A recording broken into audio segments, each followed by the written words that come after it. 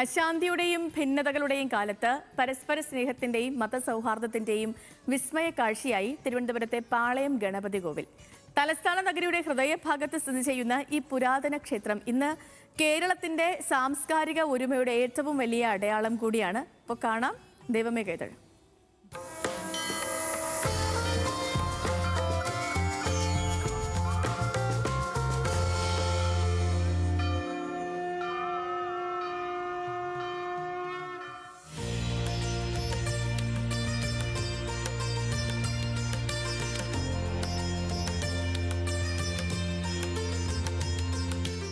ചരിത്രപ്രസിദ്ധമായ പാളയം ജുമാ മസ്ജിദിനോട് ചേർന്നാണ് ഗണപതിക്കോവിൽ സ്ഥിതി ചെയ്യുന്നത്.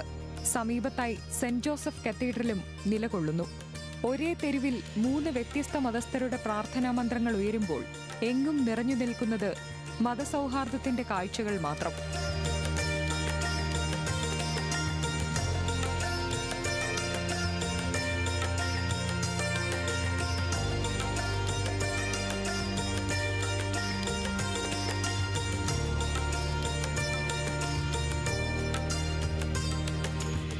പതിറ്റാണ്ടുകളായി ഈ 3 ആരാധനാലയങ്ങളിലെയും ഉത്സവങ്ങളും ചടങ്ങുകളും യാതൊരു തടസ്സങ്ങളുമില്ലാതെ പരസ്പര സഹകരണത്തോടെയാണ് നടക്കുന്നത്.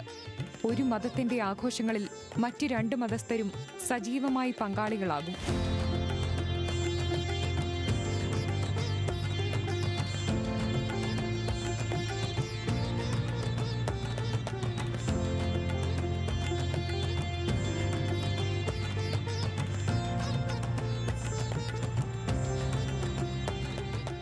വിഘ്നങ്ങൾ നീക്കുന്ന പാളയം ഗണപതി ഭഗവാന്റെ നടയിൽ മനമുരുകി പ്രാർത്ഥിക്കാൻ ജാതിഭേദമന്യേ ആയിരങ്ങളാണ് ദിവസേന എത്തുന്നത്.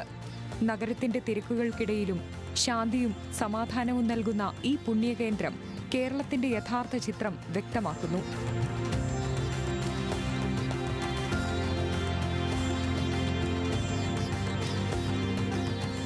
ന്യൂസ് മലയാളം, തിരുവനന്തപുരം.